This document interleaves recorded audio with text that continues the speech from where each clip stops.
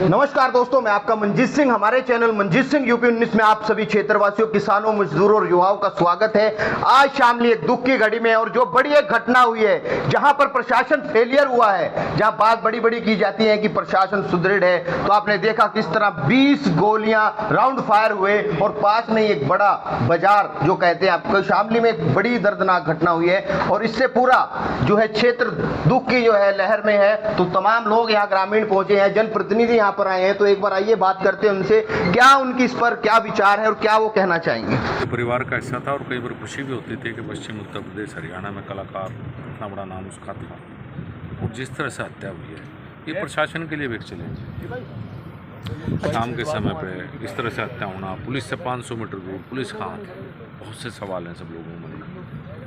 अभी तक शामली में इस तरह की घटना नहीं हुई है और क्या ही कंट्रोवर्सी मानते हैं वो, कहीं और भी ये घटना हो सकती थी, मगर बीच बाजार उन्होंने 20 गोलियां राउंड फायर करके किया, तो क्या एक दहशत और जो कंट्रोवर्सी गानों की चल रही है या कोई आपसी तनाव है, ये भी लग रहा है आपको? हाँ, हो सकता है, लेकिन दुस्साहस है। जैसे आपने कहा कि शायद एक तरह से दुस्साहस है, पुलिस प्रशासन का कोई डर नहीं है उनके मन में और इसीलिए कोई ऐसा सख्त कार्रवाई योग्य नज़ीर बने। हम हरियाणा में बात करूँगा मुख्यमंत्री से, वहाँ डीजीपी से, यहाँ की पुलिस, दोनों पुलिस शायद मिलकर कर पाएंगी। हरियाणा से अगर तार जुड़े हुए हैं तो कोशिश करेंगे इसमें सख्त कार्रवाई हो, दबाव बनाएंगे प्रशासन। गैंग ने बता दिया कि जिम्मेदारी ले ली है कि हम लोगों ने ये कार्य किया है, तो ये बड़ा चैलेंज पुलिस के लिए भी यहाँ रहा। चलो अपराध तो हुआ, मगर उसके बाद वो खुलेआम वीडियो बनाई और शहर से बाहर निकल गई, तो पुलिस पर बड़ा सवालिया निशान है। बिल्कुल है, बड़ा सवालिया निशान है। पुलिस को इस सवालिया निशान को मिटाना पड़ेगा, ऐसी कार्रवाई करनी पड़ेगी कि आगे से ऐसी कोई घटना आगे भविष्य में ना हो। तो ये घटना सिद्धू मूसेवाले की तरह मानते हैं जैसे? बिल्कुल जी, और उसी तरह की कार्रवाई, सख्त कार्रवाई की उम्मीद हमें पुलिस से है। जिस तरह से उसमें ज़्यादातर लोग के इनकाउंटर हुए थे, उसी तरह की कार्रवाई की हमें उम्मीद है कि उत्तर प्रदेश पुलिस ऐसी कार्रवाई करेगी। आप भी युवा हैं, जिस तरह की ये घटना हुई है शामली के अंदर, तो क्या आप इसके बारे में? ये एक बहुत दुखद घटना है, हृदय विदारक घटना है। अंकित बालियान भाई से मुलाकात थी काफ़ी टाइम से, बहुत सरल स्वभाव के आदमी थे और एक बड़ा नाम इन्होंने कमाया। पहले तो अपने गांव का नाम किया, शामली जनपद का बहुत नाम किया इन्होंने हरियाणवी इंडस्ट्री में। किसका फेलियर आप मानते हैं जो बड़ी घटना हुई है?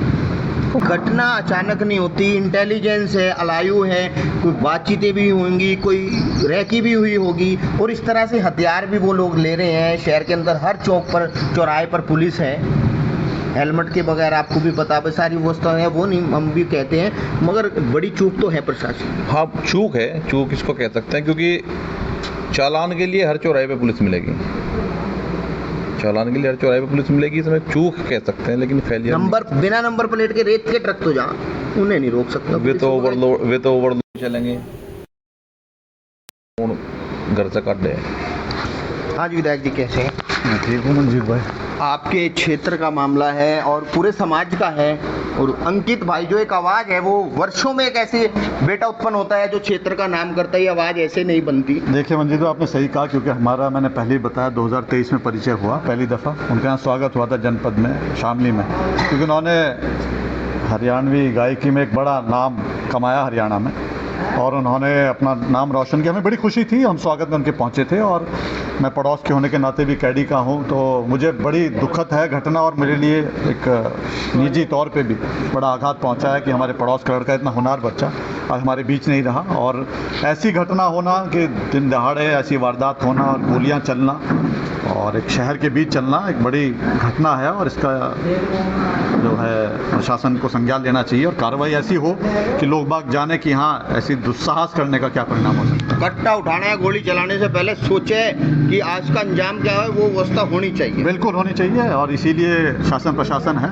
कि जो दुस्साहस हुआ है उसका ऐसा उनको परिणाम भुगतना पड़े कि जिसको आगे लोग भी सोचें कि अगर आप ऐसा काम करेंगे तो उनके साथ क्या हो सकता है। धन्यवाद। नमस्कार जी, आप गांव से हैं, आपका बेटा था, आपके आगे पला बड़ा वो, और आज वो आवाज़ चली गई और एक जिस तरह का ये जो है घटना हुई है, इससे सब लोग दुखी हैं, तो क्या कहेंगे? भाई जी, बड़ी दुखद घटना है गांव के लिए भी, पूरे प्रदेश में ऐसी घटना दिन दिहाड़े मर्डर होना तो बड़ी दुखद घटना। क्या मांग आप करते हैं प्रशासन से? प्रशासन से यही मांग है, इसका जो है जांच करके जो थे उन्हें भी ऐसी दुस्साहस आगे भी ना करे कोई, ऐसी उनकी जो है करा जा। बाबा दुख है पूरे गांव में, क्या कहना चाहोगे? पूरा दुख है जी, बुरा क्या होना चाहे उनके साथ जो अपराधी हैं? उनका ऐसा है, उनका गोली लगाई सीधी और बुलडोजर चले घर पे। कुछ लोग कह रहे थे कि जमानत करवा लेंगे, वो कुछ नहीं होता, उनकी माँ भी रात तड़पती रही। बड़ा दुखद घटना है ये। तब जो है इसमें एनकाउंटर किया जाए, उनको यहाँ से मिले उठाकर।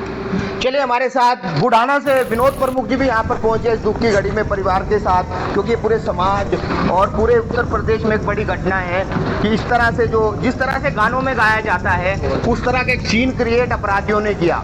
वो किसी कहीं और भी इस घटना को अंजाम दे सकते थे, मगर बीच बाजार उन्होंने इस तरह से फायरिंग की है, तो कहीं ना कहीं एक कंट्रोवर्सी का भी के एंगल से भी देखा जा रहा है। प्रमुख देखिए, उत्तर प्रदेश में जो ये घटना हुई है ये बहुत बड़ी घटना है, क्योंकि मैं समझता हूँ कि इधर तो शायद इतनी बड़ी घटना भी नहीं हुई, और इस घटना पर जो है योगी जी सीधा संज्ञान लेंगे, क्योंकि हमारे माननीय मुख्यमंत्री जी इसके लिए दृढ़ संकल्पित है कि वो चाहते हैं कि जीरो टॉलरेंस की जो नीति है उत्तर प्रदेश सरकार की उस पर भी कायम है, उस पर भी कार्रवाई करेंगे। और मैं समझता हूँ कि यहाँ पर जो है बुलडोजर की कार्रवाई और इनको जो है सीधा ऊपर पहुँचाने वाली कार्रवाई होनी चाहिए। ऐसे दुर्दांत अपराधियों के लिए कहीं कोई जगह समाज में या कहीं कोई इधर उधर कोई स्थान उसका नहीं होना चाहिए। उसका ऊपर या तो स्थान उसका ऊपर हो या उसका स्थान फिर जेल हो। मानते हैं आपकी, चलो पहले प्रशासन को नहीं जानकारी हो पाई, मगर घटना के बाद हर जगह इंटेलिजेंस ब्यूरो सब सिस्टम है, तब भी वो आसानी से फरार हो गए। ये बड़ा फेलियर पुलिस का है।